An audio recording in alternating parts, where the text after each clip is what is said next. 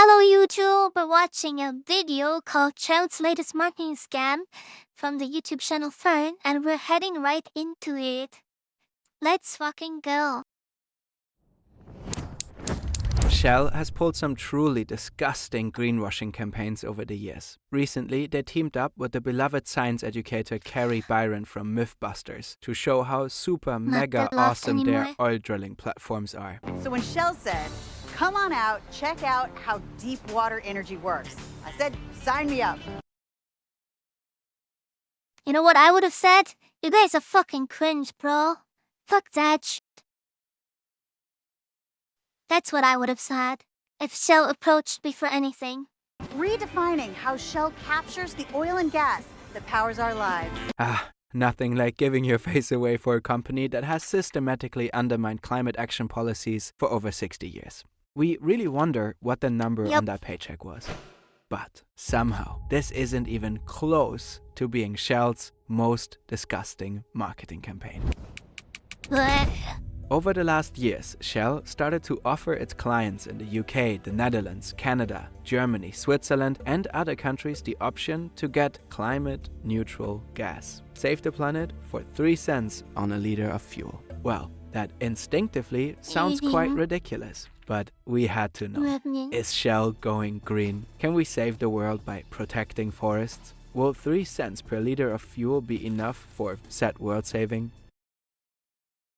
It's so funny because I already know the bullshit, but I think it's so much more cringe that you guys expect it to be if you don't know this already. It's like cringe max. It's really fucking bad. You guys better be sitting on your chairs with this one. Also, to keep in mind, Shell is not the only company doing this. Most of the zero emission blah blah blah bullshit greenwashing companies do is similar to the ones of Shell, so make sure to watch out for it. What's really behind these calculations? Over the past few months, we took a deep dive into the world of carbon offsets. And it's such an unbelievable mess. Manipulated numbers, massive shadowy investment funds, burning rainforests, disempowered indigenous communities, and countless false promises. Buckle up, it's about to get utterly absurd.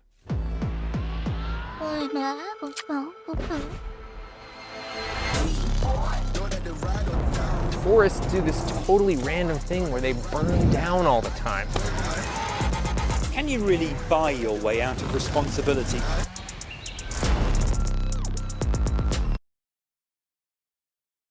Alright guys, also something to keep in mind, as you know, the oil prices or the fuel prices for every single person driving cars has been going up for quite a while, but the raw oil price didn't go up in the first place, so they just, the fuel prices just went up because they wanted you to pay more for it, and the Russia war seemed kind of like a reasonable excuse for the prices to go up. And even though price agreements are illegal, I'm pretty sure they still made some, because else it wouldn't make sense for every company to raise the prices like that randomly. Researching carbon credits and animating our findings for you guys took us hundreds of hours. We are very grateful that the truly amazing platform Brilliant is supporting us. With Brilliant, you can learn new skills across a wide variety of subjects, including science and engineering. It lets you explore all these fields without ever feeling bored or overwhelmed. You can customize the content and work through the exercises and problems at your own pace. Take a quick quiz when you sign up and you'll get content matching your personal skill level and interests. Chances are this video was recommended to you by an algorithm. The new Brilliant course, How Technology Works, lets you understand the inner workings of such recommendation engines, but also sounds how like the wall was passwords used as an work, excuse. GPS, Exactly, and they're many using it other as an things excuse we to use raise the every day. prices. To try everything Brilliant has to offer, free for a full 30 days, visit brilliant.org/fern Same with or the click on the link inflation, in the stuff like description. that. The first 200 of you will get pretty 20% rigged. off Brilliant's annual premium subscription. Brilliant also has a mobile app. This video that is a means you few can learn months about old, so math don't and bank on science the anywhere. 20% It's off, fun guys. and super satisfying to solve the many logic problems and puzzles. Feel free to give it a try. The basic idea Give it behind a try, Shell's carbon guys, offset to is support this. them. You fill up your gas tank at Shell, which is bad for the climate. The oil needs to be extracted from the ground, and it's processed in a refinery and transported to your nearby Shell gas station. All of this generates emissions. And of course, there's also the combustion of the fuel in your car and the resulting emissions. So in several countries across the globe, you can simply spend an extra 2 to 3 cents per liter to offset your own emissions. And Shell chips in an unspecified amount of money for the rest. This money will then be used, for example, for the protection of primary forests. If Shell didn't protect these forests with that money, they claim that these trees would be cut down, which in turn would release CO2. And this potentially released CO2 that is now not being emitted, thanks to Shell, earns the oil company credits. These are also known as carbon credits. 1 credit equals 1 ton of saved CO2. These credits from preventing deforestation are then offset against the actual CO2 emissions produced through the production and consumption of the gasoline. This is how Shell wants to make. Also, the base idea of this, to protect a forest versus emitting CO2 is not shouldn't be counted as greenwashing, in my opinion. The only way you can make up the stuff that you wasted should be by planting new forests, stuff like that. So the entire sense of how greenwashing is defined and the carbon tree not being a protective term, so it can be used inflationary everywhere from every company without any drawback for using that word is a big shitty thing. Their fuel carbon neutral. The framework for these genius offset calculations often revolves around REDD+. REDD stands for Reduce Emissions from Deforestation and Forest Degradation. It's a United Nations initiative that initially sounds great. The idea is that by selling carbon credits, more money will go into forest conservation. Many countries participate in this initiative, aiming to protect and revive their forests. However, there are also numerous REDD projects run by private companies. This Capitalism, guys. includes 2 forest conservation projects prominently featured by Shell in their own carbon offset campaign. The first is the Cordillera Azul project in Peru, and the second is the Catgirl project in Indonesia. But first, let's take a small detour. Companies like Shell often don't buy their carbon credits directly from forest conservation projects. This is where a number of peculiar middlemen come into play.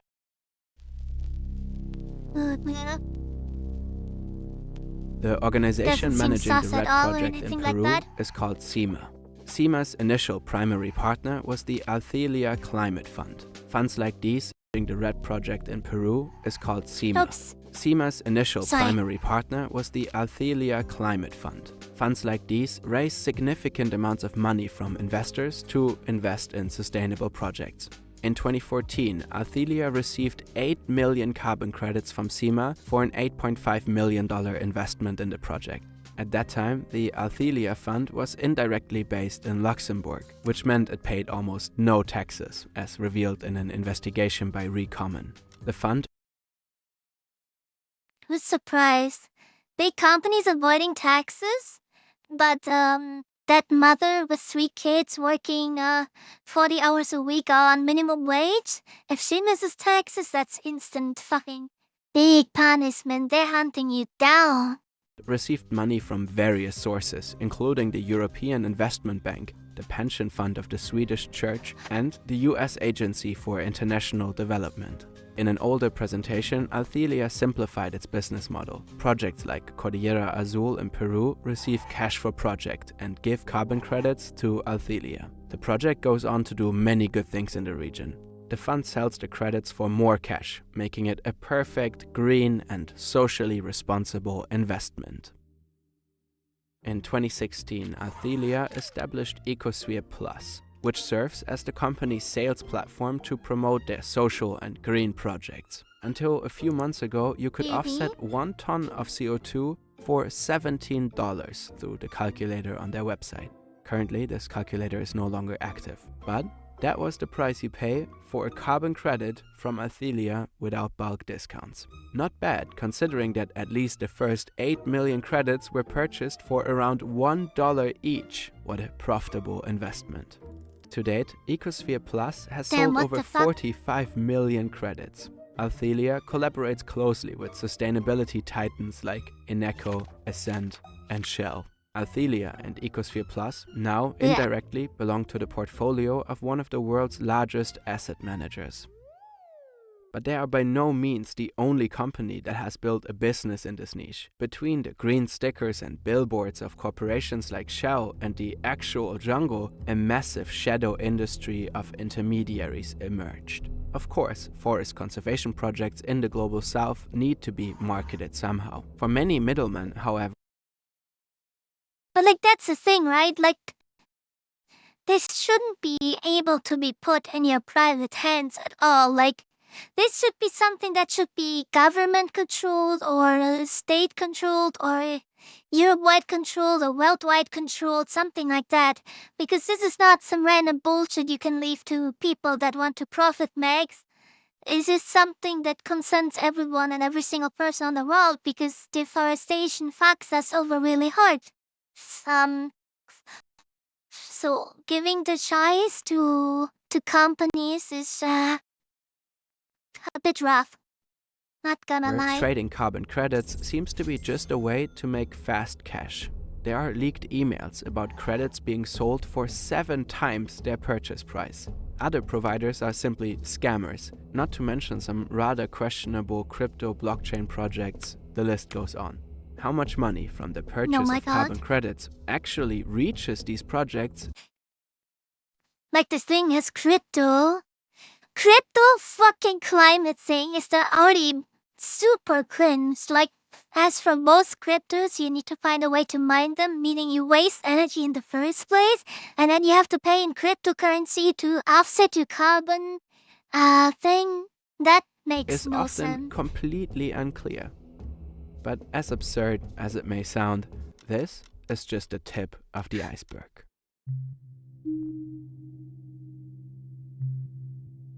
Let's jump back to the Cordillera Azul project in Peru. The forest conservation area spans 13,500 square kilometers.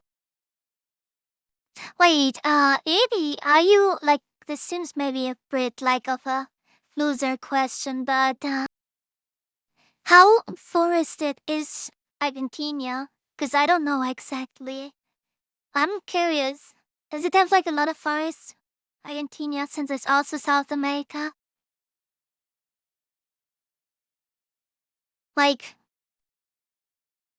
Yeah. Which is about the size of Northern Ireland. The grey area surrounding it is the buffer zone, which is even larger at 23,000 square kilometers. Around 350,000 Damn, people okay. live within this zone. It exists to prevent people from entering the forest and cutting it down. CIMA, the organization that Okay. Athelia does business with, is set up as a non-profit. But 350,000 people for this much space isn't that much. It has but been yeah. managing the area on behalf of the Peruvian government since 2008, the same year it was declared a red project. CIMA justified the supposed threat to the area based on a growing population. As in the coming decades, many people will move into the region and they will then cut down the rainforest for agriculture. To prevent this, we need money to protect the forest with additional resources. This in turn leads to a rather shaky calculation. Based on estimated population growth, a theoretical deforestation rate is calculated, which is based on the presumed future activities of hypothetical migrants. And only because CIMA's red project would exist, all this is so fucking vague. Everything is just an estimation and a random ass guess. And that's how they have to calculate how much it costs. That's so stupid. theoretical deforestation and corresponding release of CO2 could be prevented. From 2009 to 2018, that was allegedly a full 25 million tons of prevented CO2, which can mostly be sold as carbon credits. Shell alone is said to have bought around 14 million credits from the project by early 2021. With these credits, Mhm. Shell is Look, guys, they totally protected that forest. Like, it totally was going to be cut down, and Shell invested so much money because they're being so nice. Now this forest isn't being cut down. They're such nice people. Oh my god. We should thank our great overlord Shell for always being so nice and totally making sure that the world is being fine and we're fighting climate change in and stuff. part offsetting the emissions of its customers. In reality, the area was already a protected national park long before. Hey Shell, my apartment is at risk of being cut down. I'm estimated at least about $12 trillion euro to protect it from potential people wanting to move there. Yeah, I agree. Like, mine too. It's a bit cheaper though, like about only 10% of that. But I think, Shell, you need to make sure to protect my apartment from being cut down. That would emit lots of carbon. That would be bad. Please, Shell, help. 2008. In fact, it was declared a protected area by the Peruvian government in 2001. The buffer zone was also established back then. According to investigations by Unearthed and The Guardian, the idea that the forest would have been rapidly cut down due to a growing population is highly unlikely. They, for example, interviewed a staff member of the Peruvian Ministry for the Conservation of Natural Protected Areas who simply denied this alleged threat. Long before all of What a this, the surprise. rainforest was the home of at least 29 indigenous communities. These people don't cut down the forest on a large scale. They've been protecting it for generations. In countries like Peru, land ownership is often poorly regulated. Indigenous communities often don't have the necessary papers to officially claim areas for themselves. Globally, they only own 1/5 of the land on which they have always lived. According to these indigenous communities, That's when crazy. the park was created and the RED project was launched, their territories were simply ignored. Well, that's the thing, right? Like, most people always think, like, land cannot be owned, right? Like, you build something on it.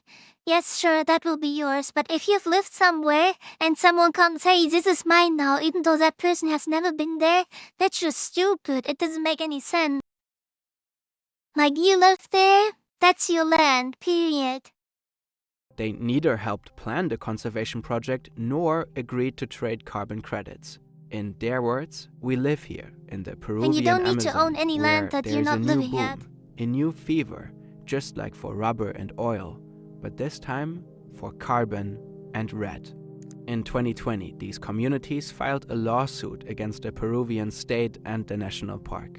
They also submitted a petition to the United Nations. In a statement, they openly criticize companies like Shell and Total, which have purchased credits from the RED project. They strongly opposed the carbon credit trade with these polluting companies. Shell claimed on its own website that through the Cordillera Azul project, they are supporting 30 indigenous communities. In fact, the company even said it had dedicated in-house specialists responsible for relationships with indigenous communities. Yeah, you wanna know why they can say that? Because it cannot be disproven. This is something that cannot be disproven. You can say you have a specialist, and then it's just like, let's say Kimmy sitting there being like, yep, I'm the specialist. And then she just pulls something out of her ass and just says that she knows, like, she has this homie who is indigenous and they always hang out and smoke some pot. And they're like cool together, and this homie always agrees with everything Shell does. That's what Kimmy can say, and no one can prove her wrong in this sense. And that's why they can just put this shit on their website and make them look good. Kinda weird.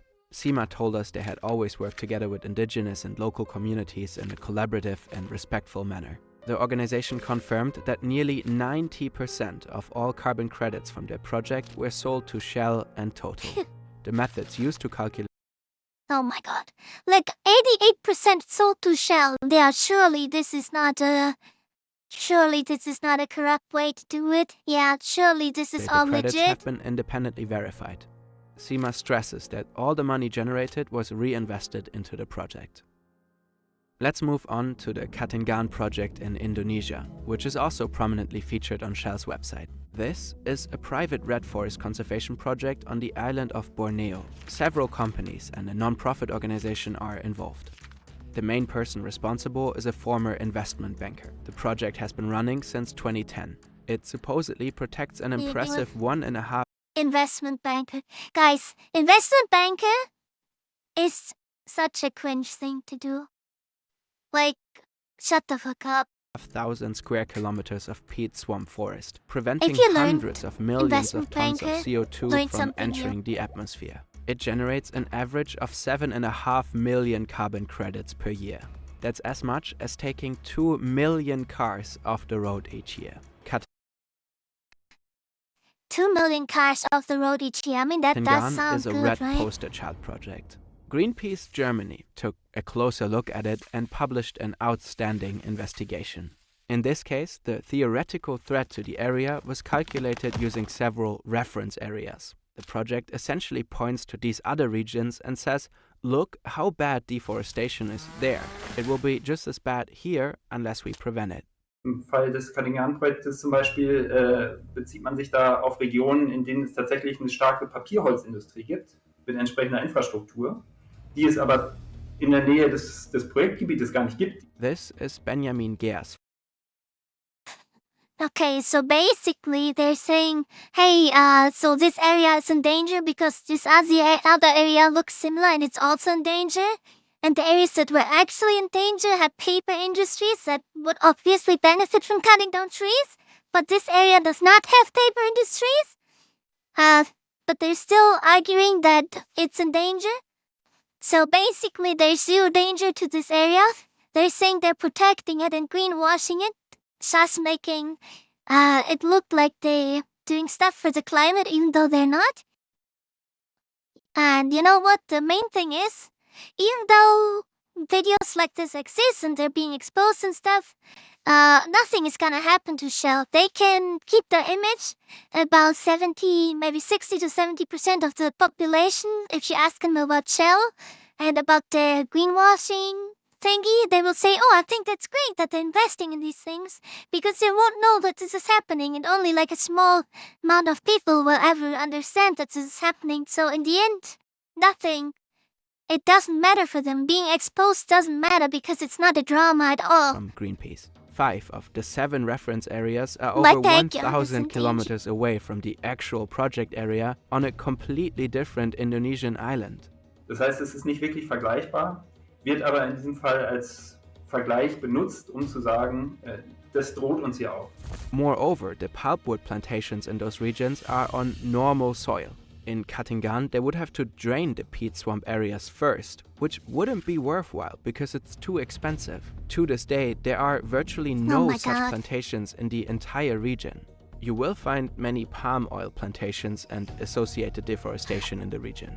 But the project area and large parts of the region were already declared protected areas in 2011 by the former Indonesian president. Plantations of any kind are prohibited here. Nevertheless, the project claimed on its website that the entire area was threatened by the pulpwood industry. And based on this highly questionable assumption, the Red Project sells millions of carbon credits, for example to Shell and for a long time to Volkswagen. Disgusting! Net neutral, my ass. You wanna know how to get net neutral? Don't pollute the earth. That's it. It's just that simple. Don't be a little bitch about it. How about it? Build electric cars. Then build fucking, renewable energies. Period. Reportedly, there are numerous other problems with the project, including conflicts with the local population. Also für die Bevölkerung vor Ort, und das zeigen Studien, hat sich die Situation im Wesentlichen verschlechtert.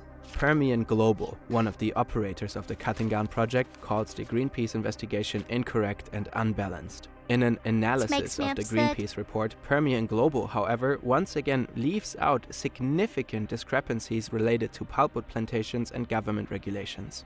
Crucial points are quickly brushed aside. You can find more details on this in our sources. According to Permian Global, carbon credits should only be used by companies that also pursue ambitious, scientifically based strategies to reduce their emissions. According to this logic, Shell would I also agree. belong to that category since credits are sold to them. Indirectly calling that company an ambitious What the fighter f- for our climate is pretty wild. Now, one might think, okay, these two red projects are exceptions. Shell just happens to get carbon credits from two bad actors. Unfortunately, that's not the case. Now it's where it's going to absolute shit. Are you guys ready for this? Let's fucking go. To start, a major study showed that 40 selected red projects could substantially reduce deforestation and degradation in their areas. On the other hand, researchers in a 2020 study took a closer look at 12 other red projects in the Brazilian Amazon. They found no significant evidence that these red projects had reduced forest loss. No evidence that this invested money, several millions, billions even, no significance in protecting A study anything. from 2014 found that 108 out of 410 analyzed red projects were partially protected areas already. Norway is 108 out of 400, that's like 25%. 25% of the areas were already protected, so they didn't do anything, they just claimed they helped. one of the largest buyers of carbon credits. In 2018, Quarter. the country assessed the risk of its investments. The overall red concept performed poorly. Weak implementations, inadequate oversight, shaky models. There's a lot of other criticism of various specific red projects. This includes German investigations into an afforestation project in Uruguay that is in reality a timber plantation, supported by companies like Aldi. There's also this article about forests in the US that were already under solid nature protection before the projects began. Another story highlights exploitative contracts in the Congo. Now, you might be wondering who actually monitors all these projects. Most private red projects are certified by both VCS and CCBS. Both are meant to demonstrate that the forest and biodiversity are protected and the project is beneficial for the local people. Both certificates come from Verra, a non-profit organization founded in 2007. Verra is the largest issuer of carbon credits and has certified over 1 billion credits to date. That's more than Germany's annual emissions. The organization responds quite critically when their Oh my methods God. are criticized. In the past, they've published harsh statements regarding articles from The Guardian and Unearthed, ProPublica, German Public Broadcasting, NPR, and Last Week Tonight. The general tone is that these journalists simply don't understand Verra's methods. They supposedly They just don't understand me. They're talking. Imagine your company dressed as a teenage boy. ignore important connections and even harm forest Edgy conservation with their teenage boy. reporting. But without acknowledging the criticism, Verra has fundamentally changed its basis for calculating carbon credits from red projects in recent years. The reference areas where significant cheating can You happen just don't are get it. completely eliminated and replaced by a different system. All VCS certified projects must adapt accordingly. 10 months ago, The Guardian, the German newspaper Zeit, and the non-profit Source Material dropped the most brutal reporting on Verra's work yet. According to two major studies, 90% of Verra's rainforest carbon credits might not represent real emissions. 90% are worthless. Several journalistic networks, meaning a German one, a British one, international, everything, figured out 90% are worthless. emission reductions. In Zeit's words, they are nothing more than a heap of junk. Verra, in their usual fashion, criticizes the reporting harshly.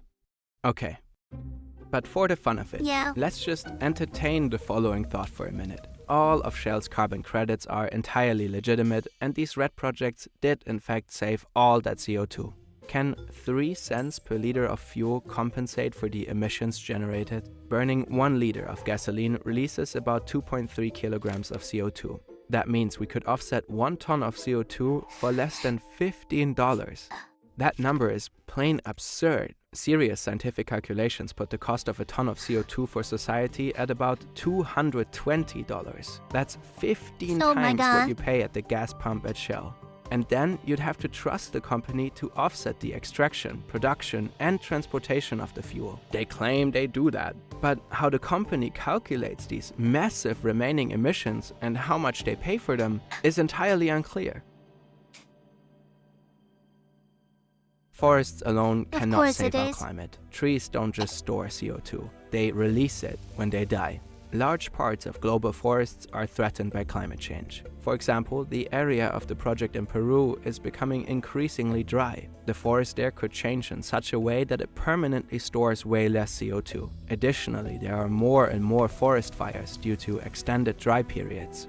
The bitter irony of these offset forest conservation projects is that they justify further greenhouse gas emissions, which in turn makes the survival of the same forests ever more unlikely.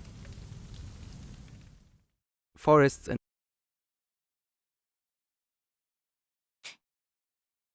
At that point, Shell would actually lose money. Wait for it. the global south urgently need protection, and areas need to be reforested. This requires massive support from industrialized nations, but according to numerous experts, this support should not be tied to carbon credits. The vast majority of global greenhouse gases comes from the energy sector. Swiftly transitioning from fossil fuels to renewable energy is from the energy. Spider lid. 18% agriculture, forestry, land utilization. The garbage in industry we can completely ignore as long as energy and agriculture is like this. So then we can cut about like 70% of these if we all go vegan. And then we can cut all the fuel, replace it with the renewables, and then we have fixed global warming, guys. Easy as that. Swiftly transitioning from fossil fuels to renewable energy is by far the most important measure in the fight against climate change. Green rainforest stickers at gas pumps or bold claims on billboards can quickly divert attention. But wait, maybe that's exactly... It would be great if they were as green as they claimed. Everyone would love that. This is Faye Holder. She works at Influence Map, an independent think tank that analyzes lobbying and climate policy. In Faye's view, Shell's offset campaign at its gas stations is simply a distraction. They're using key buzzwords that you know to be good, things like carbon neutral and net zero. And so it's distracting really from what the solutions actually are, as well as distracting from the need for policy. Furthermore, the responsibility for a greener lifestyle is shifted onto individuals. It's like saying, better fill up your tank in a climate-neutral way because your personal carbon footprint is so high. This is not on individuals to try figure out on their own or just solve. We really need the climate policy to enable an environment where you can make positive choices. The personal carbon footprint was popularized by the oil company BP to shift responsibility to individuals instead of focusing on the large-scale solution, which is the same since decades. Their core business must end ASAP. Shell's campaign clearly demonstrates how challenging it often is to address climate change on an individual basis. It promises a lot to the customer, but no one can verify if the promises on those green stickers are really true. That's the thing, right? Like the carbon footprint thing being invented from an oil company. So you guys, every one of us feels responsible for lowering their emissions because like, oh God, no, I need to drive less with my car. Oh no, I need to stop flying into my holiday. I need to stop doing this, I need to stop doing that. Yes, of course, if you stop these things, that helps. But the greater picture is, none of us can fix what the oil companies do. So, yes, the carbon footprint thing, it's a nice thing to know, it's fun to do, it's something to keep in mind, but the greater picture is way more important. That's always what we need to remember. The greater picture oil companies need to go bye-bye. Agriculture needs to be reworked. Stuff like that. Energy sector completely renewed. We don't need oil as an energy source anymore. we're way more advanced than that. That's what we have science for, guys. Unless you're a couple of odd YouTubers with nothing better to do. Wouldn't it make more sense to regulate claims such as climate neutral in a clear manner? You know, something like, okay, you can't make Yes. this claim because technically it's not accurate. in the Netherlands, it was determined that Shell's marketing claim was misleading and subsequently banned. Even Vera, in response to our inquiry, states that carbon credits should not be freely used to imply climate neutrality. Exactly, it should not be used for anything like this. I still feel superior because with my emissions, I'm in the top 1% of savers. Yeah, I'm also really good on saving emissions, but it is important to keep in mind that in the end, this doesn't really help anyone overall. Yeah, putting the fault of the carbon footprint on everyday persons while major corporations pollute everything is the main issue. There's I'm pretty sure Shell is polluting more than most major countries together. And that's the thing, right? Publicly, Shell supports climate projects and the expansion of renewable energy. Meanwhile, the company has funded lobby groups that torpedoed the transition to green energy for decades. All the while, Shell's top executives have known about the existence of man-made global warming since the late 1950s. Good 1958, guys, it's what, like fucking 40, 50, 60, 66 years ago. They've been knowing since 66 years, and all they've been doing is try to hide it, try to make it seem less severe, try to whatever. Shell is the worst with BP following behind them.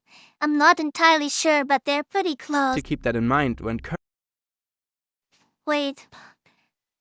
Shell versus BP. Oh no.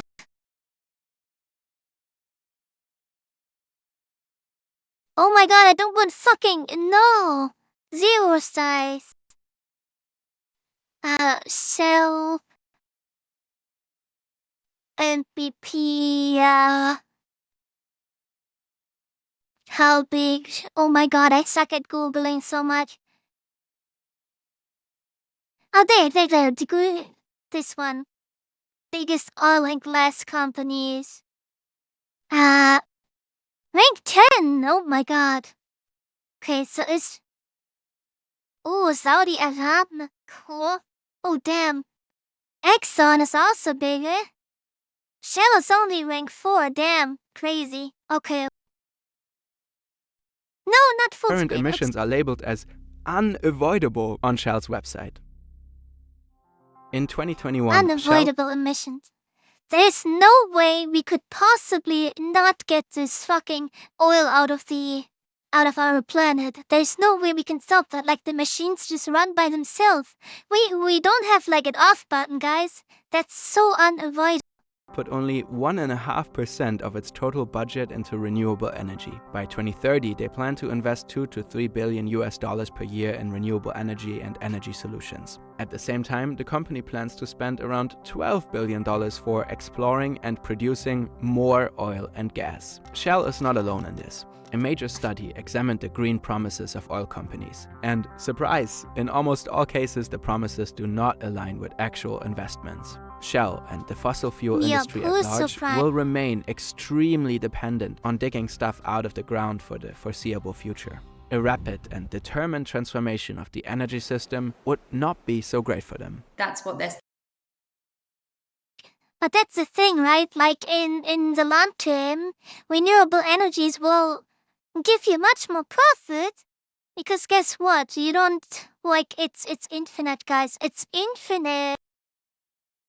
Did you hear about how fucked the American system is? The EPA wanted to hold Tyson, the chicken company, accountable for dumping blood feces into the Mississippi River, and the governor pardoned them because he said, and I quote, "We can't punish corporations for mistakes they make. It's not fair." They dumped 371 pounds of waste. Oh my god, just seize the company? It's though under government control. How about that? Goodbye, your assets, the CEO and all the people that knew about this fact going to jail. And that's how you deal with it. Goodbye. Get off because that's what's going to end their business. We asked Shell for comment. We have not received a response. But criticism of the carbon credit business seems to have had an effect. In October 2023, Shell CEO Val Savan announced that the company has given up their targets for carbon offsets. Instead of investing around $100 million a year on offsets and using the CO2 compensation credits, Shell plans to continue to drive the Nature-Based Solutions organization. Shell's campaign is just one manifestation of an incredibly concerning trend. The market for voluntary carbon credits is exploding. It has reached a value of about $2 billion in 2021. It is estimated that it will reach $50 billion by 2030. Numerous major corporations are under immense pressure to appear green. For many, carbon credits are a way to fulfill their grand net zero promises. At Total, we are contributing to the energy transition. Apple is going carbon neutral. Our ambition is to be a net zero emissions energy Yeah, well, business. apples are carbon neutral if you eat them. On the other side, there are plenty of initiatives and NGOs in developing countries in need of funding. And in the middle lies a vast pool of intermediaries and auditors. All these stakeholders have an interest in issuing as many credits as possible. Companies ultimately want to offset as many emissions as possible at the lowest cost. Private intermediaries want to sell as many credits as possible and make a profit. Projects want to appear as attractive as possible to investors, hence preventing as many alleged emissions as possible. All of this makes so red disgusting. projects I so hate it. tempting. An incredible number of carbon credits for very little money. At the same time, in many cases, they are just not credible. And according to many experts, they are based on a fundamental misconception about offsetting emissions through forests. Red ultimately shifts the pressure in the wrong direction. It is incredibly easy for Shell to give a few million dollars to Ecosphere Plus for carbon credits. It is equally easy for Ecosphere Plus and other intermediaries to present themselves and these credits as legit and presumably make enormous profits. Conversely, it is incredibly difficult to protect a rainforest in the global south and involve local communities. It's absurd that the carbon offset of a massive oil corporation is expected to be achieved through the work of organizations like CIMA in Peru. Again, it is essential to protect these forests, and forest conservation projects are a good thing. They need to be supported with substantial funding from industrialized nations. But the system cannot rely on providing conglomerates like Shell with the ammunition for blatant distortions without fundamentally changing their destructive business model. How about you guys don't lie? That would be a great start. Thank you so much for the video, friend. Thank you. Good video, good content. Thumbs up.